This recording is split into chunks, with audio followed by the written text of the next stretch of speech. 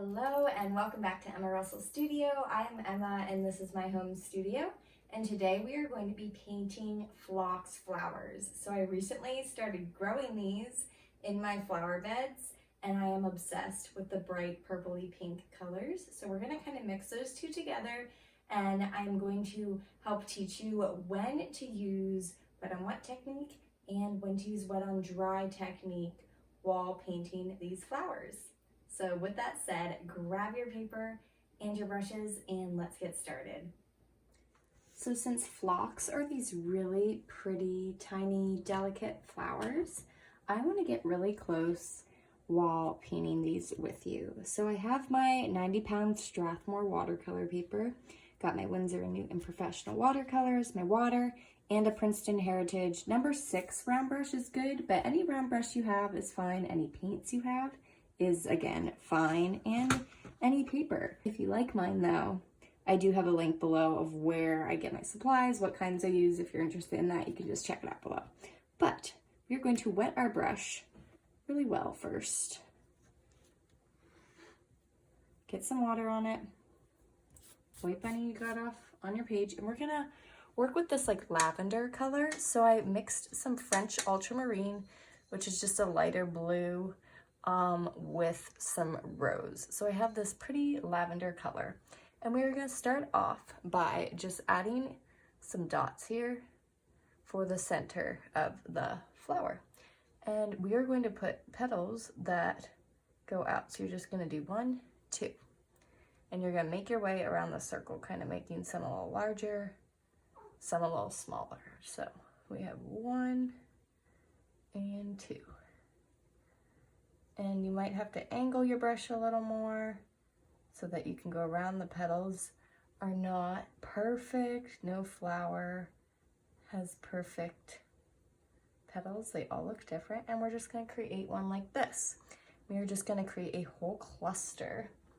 So phlox kind of grow in these bunches from the ones that I am growing in my flower bed.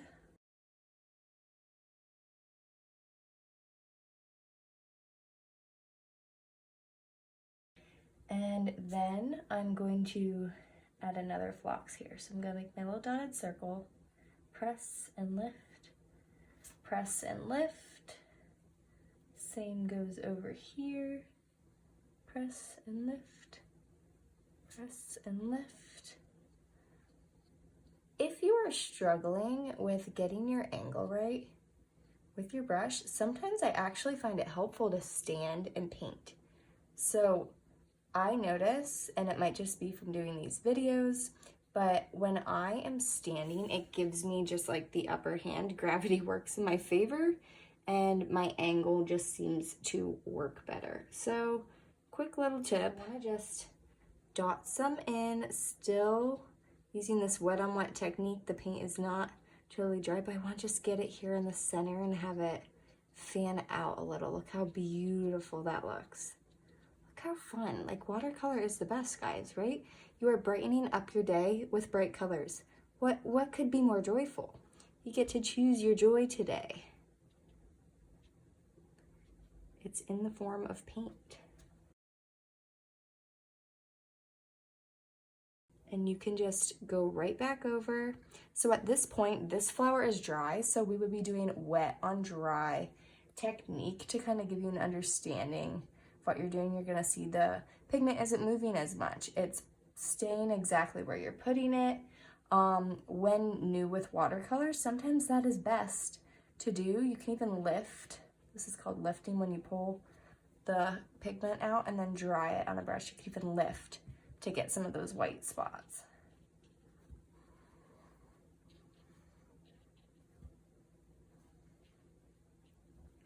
Because I noticed there's like lots of white patches. It's almost like a tie-dye flower, really. At least my ones that I have that are like a lilac-y color. If you have any phlox, please let me know below. What kind do you have? What color? Are they serving you well? Do you enjoy them? What are your tips for growing them? I've created this one down here. So we are going to kind of get that pink and start a little bit We're gonna have one coming out up here. So I wanna do a little circle for the center. And then again, go out. You might need a little bit more water if you started with your more opaque pigment. And just loop yourself around.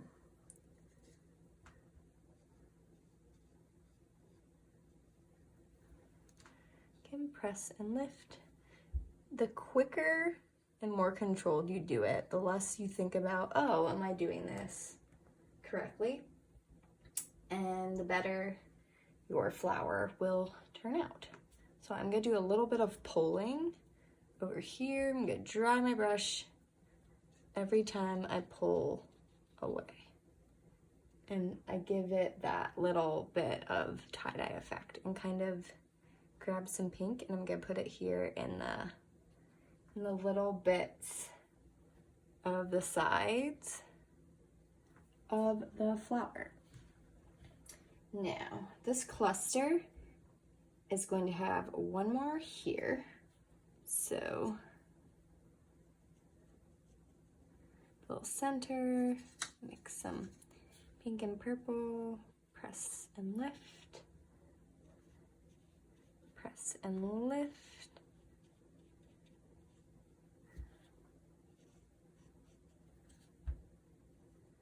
Press and lift, and you can always just kind of get those blobs in, just scuff it up a little,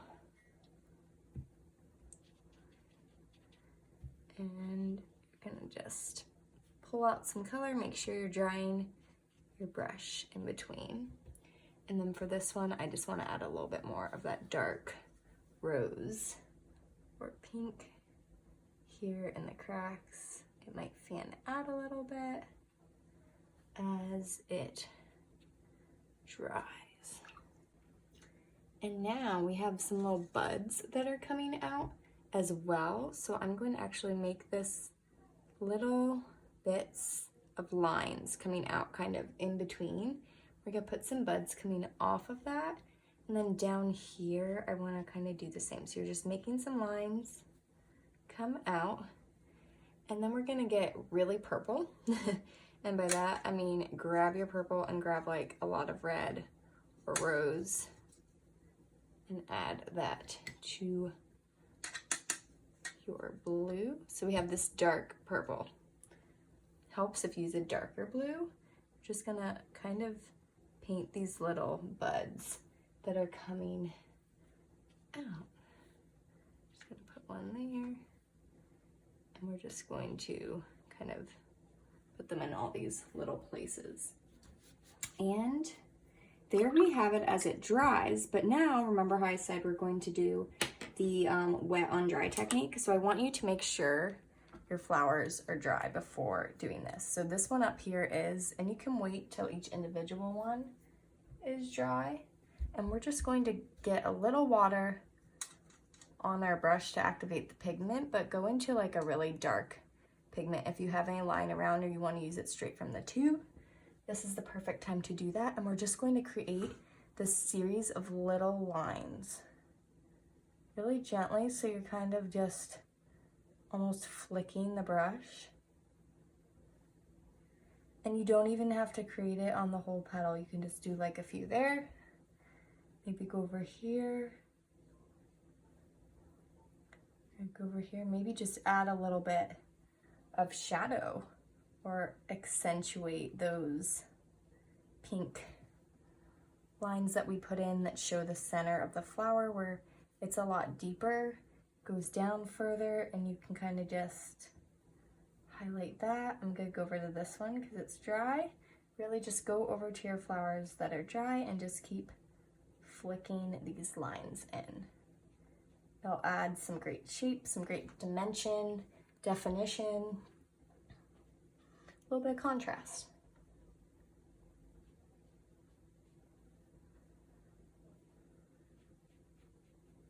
And maybe even lightly go over some other parts when you run out of color on your brush.